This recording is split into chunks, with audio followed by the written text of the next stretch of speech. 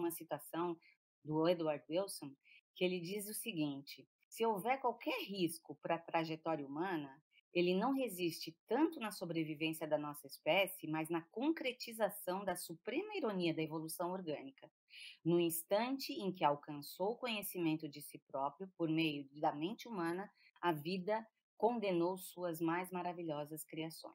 Dizem que os primórdios sempre tendem a ser obscuros, né? O mesmo vai ocorrer com essa história, que ela começou com o surgimento de uma espécie há mais ou menos uns 200 mil anos. Essa espécie ainda não teria nome, nem nada tem nome, mas ela teria capacidade de nomear outras coisas.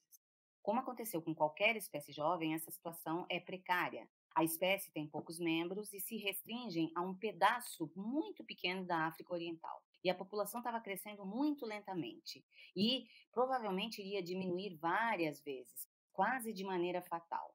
Essa espécie era terrestre, mas sempre inventiva, ela atravessou o mar e se jogou para espaços onde ela mesma não saberia se conseguiria alcançar e qual seria, né, o horizonte nessas navegações sem precedentes.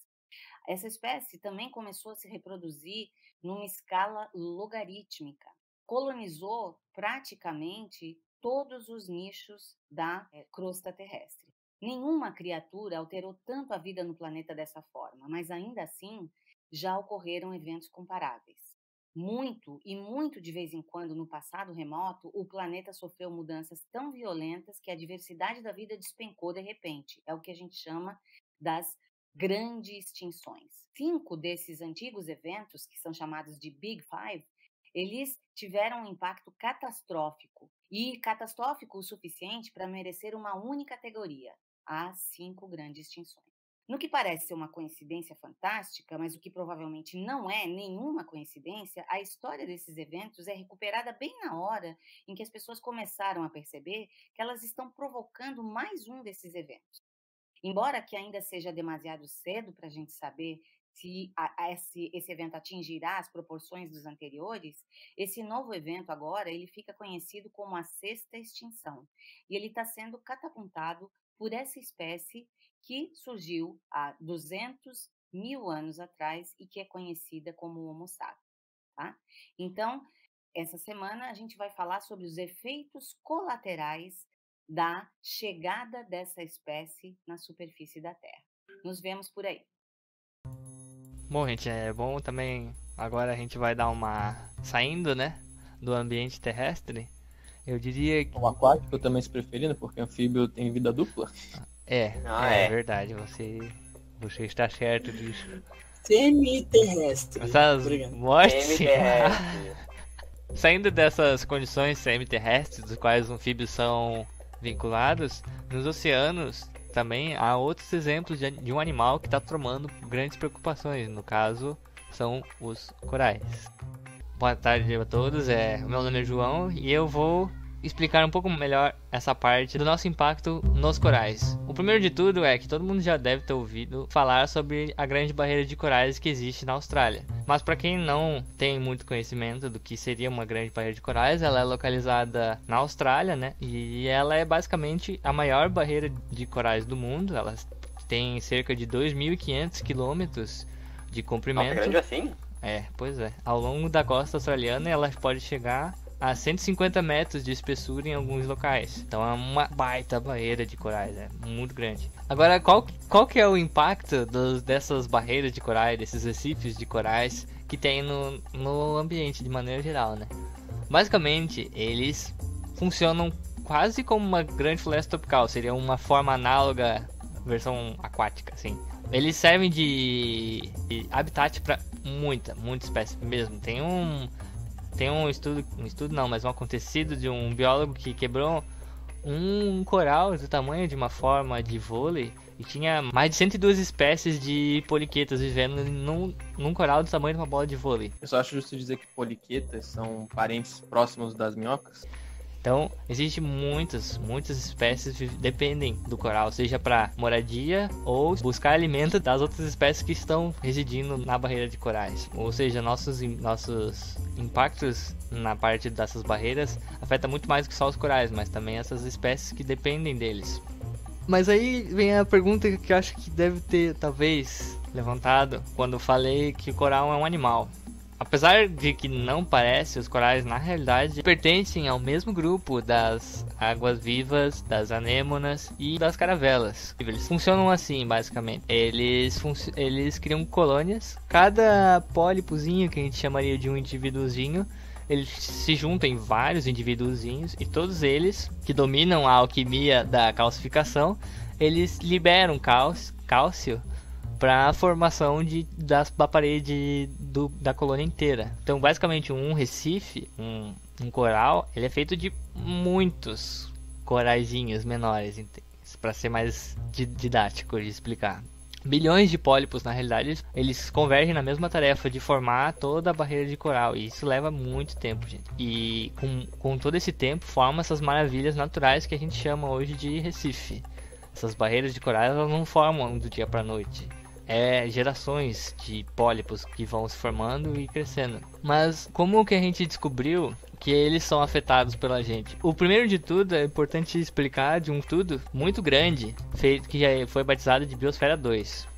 Ele aconteceu em 1980 e a ideia desse estudo, a princípio, era de tentar replicar as condições da Terra em outros planetas, como em Marte, por exemplo. Qual que era a ideia? Era um domo de mais de 12 mil metros quadrados. E ele, basicamente, dentro dele, ele tinha, entre aspas, biomas. Ele tinha um bioma de floresta tropical, um bioma de deserto, um bioma de zona agrícola e um oceano. Ele tinha que ser autossustentável, a produção de oxigênio, a produção de alimento, tudo tinha que se autorregular. Então a ideia, que era usar o CO2 emitido, seja por respiração das pessoas que ficariam nesse domo, seja por a produção de fertilizante.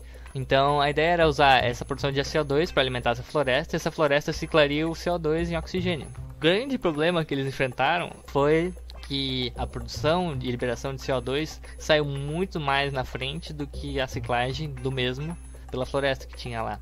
Porque o solo que eles utilizaram, que era muito rico em fertilizante, estava liberando muito CO2.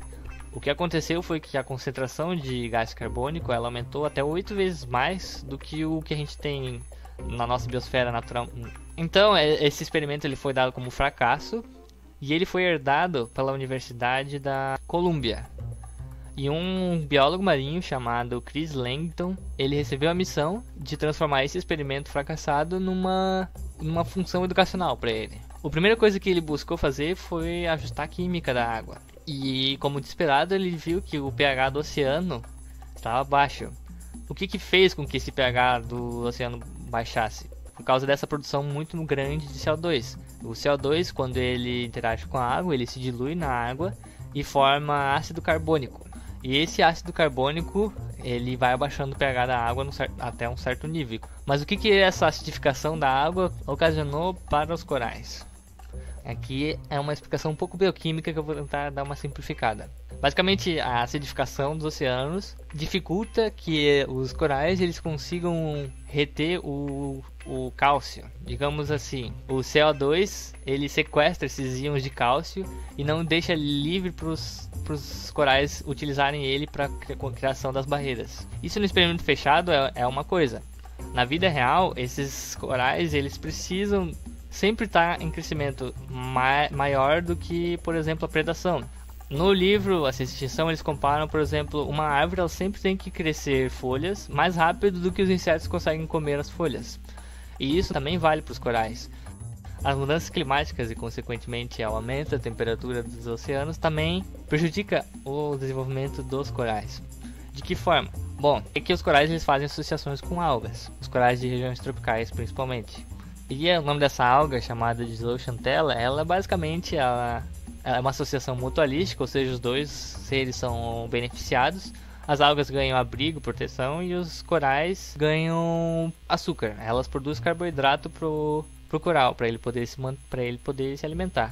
O problema do aumento da temperatura é que essa alga que está associada com ele, ela é muito sensível às temperaturas. Essa alga, quando ela está sob temperatura muito elevada, ela começa a produzir reativos perigosos de oxigênio. O que seriam reativos de oxigênio? Basicamente são íons livres de oxigênio, que eles podem ocasionar muitos problemas para a célula dos corais. Pode ser morte celular, pode ser uma mutação no DNA dos corais. E o que esses corais fazem para tentar evitar? Eles basicamente expulsam essas algas das células deles. E elas são responsáveis por dar a cor dos corais, as cores bonitas que a gente vê, e essa alimentação deles. Então, em suma, os corais eles sofrem tanto pela acidificação dos oceanos, porque daí eles não conseguem crescer, como também pela própria temperatura, que no caso desencadeia o branqueamento dos corais, porque eles expulsam as algas associadas a eles.